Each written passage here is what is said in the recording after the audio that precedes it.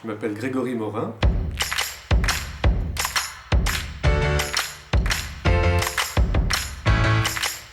Je suis comédien. C'est une compagnie que j'ai créée vraiment lorsqu'on a travaillé sur Gigaboy, voilà, pour vraiment tout lancer, c'est-à-dire mon premier spectacle, ma compagnie, voilà, pour vraiment me lancer dans cette aventure, parce que je suis comédien depuis plusieurs années, j'ai joué dans d'autres compagnies, je joue encore dans d'autres compagnies, mais là c'était vraiment pour marquer le coup, me dire voilà, c'est mon premier, c'est mon bébé, quoi.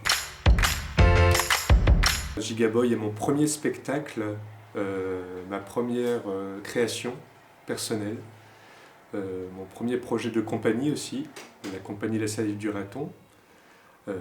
Gigaboy est porté et soutenu par la Comcom de Tannes-Cernay et par la Compagnie des Eaux, qui m'a permis de créer ce spectacle. Écriture de Nicolas Turon, mise en scène de Jérôme Rousselet. En tant que comédien, moi j'ai des choses à raconter. En tant qu'humain aussi, j'ai envie de transmettre des messages. Et je voulais le faire vraiment de manière personnelle.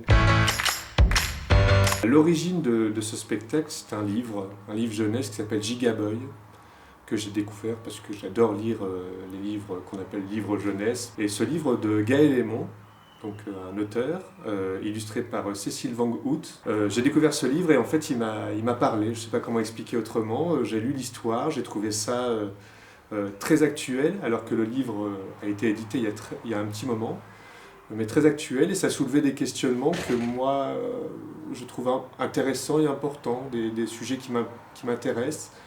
C'est édité aux éditions du Talent Haut. Les éditions Talent Haut, toujours la question du genre, de l'étiquette, de la prédestination.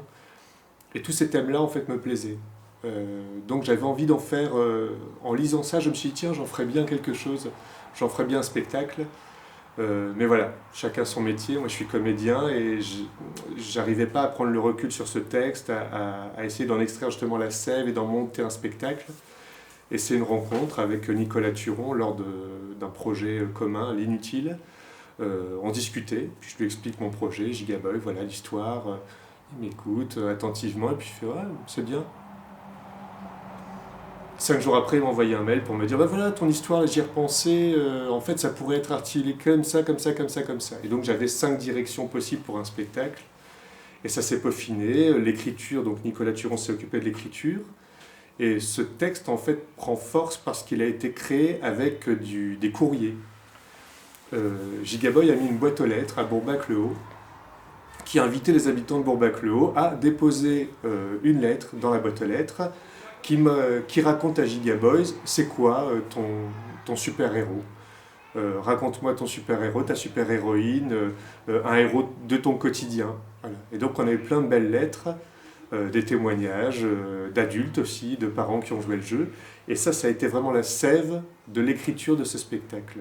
Donc il y a le livre Gigaboy, le courrier que Gigaboy a reçu dans sa boîte aux lettres, et tout ça, ça a fait un mix. Dans le livre, on parle justement de cette histoire d'étiquette, de genre et tout ça, et moi je voulais aller plus loin dans l'histoire, pas me cantonner à parler du rose pour les garçons.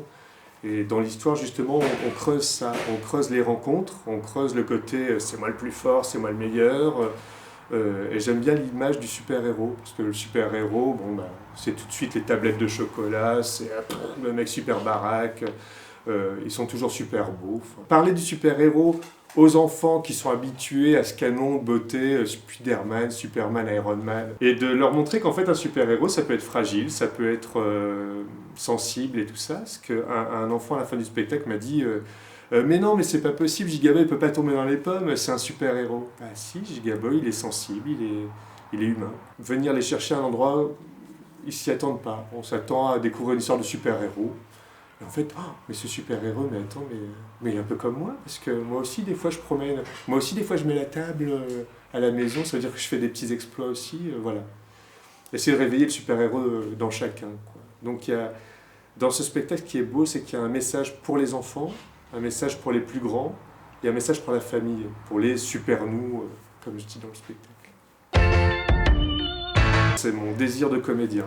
Je parle de Gigaboy en tant que seul en scène, mais c'est un faux seul en scène.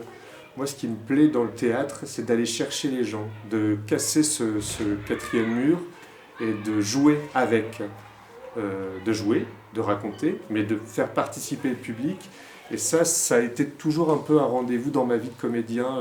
J'ai joué dans plein de pièces et de spectacles et de projets où justement on fait avec le public. Pour moi, en plus, c'est un pied énorme parce que chaque représentation est différente. C'était vraiment un désir dès le départ. Au moment de l'écriture, moi, en parlant avec Nicolas, par exemple, je disais, moi, j'aime bien faire participer, voilà. J'aimerais un truc techniquement très léger, que je puisse jouer partout. Un seul en scène pour me lancer un petit défi aussi, parce qu'il y a toujours un peu ce côté, on est tout seul, quoi, donc on est un peu nu devant tout le monde et on y va, quoi. Et en fait, finalement, je triche parce que je suis pas tout seul. Il y a mon super régisseur qui est là pour tout ce qui est technique, et puis pour le soutien aussi humain, c'est important. Et puis il y a le public qui est là avec moi, en fait, voilà, qui devient comédien et comédienne le temps d'un spectacle. J'aime bien regarder les gens dans les yeux. C'est pas un mouvement vraiment, mais je sais pas, j'aime bien partager ça. Je trouve que c'est de plus en plus rare, en fait. Tu remarqueras, les gens ne se parlent plus dans les yeux. Et depuis qu'il y a ce masque, en fait, on est un petit peu obligé quand même de se regarder dans les yeux, mais il y a toujours un côté un peu, on se défile comme ça. Et je trouve qu'il n'y a rien de plus beau de se regarder comme ça, le temps d'un, 5 minutes, 1 heure. On a l'impression de rentrer en vrai échange, voilà. On se considère. Ça, ah oui, ça. Ouais, toujours les mains dans les cheveux pour recoiffer ce qui n'est pas coiffable. Ouais. Ah oui, ça c'est un vrai mouvement que j'ai beaucoup, ça. Ouais, Grégory, hop, tac.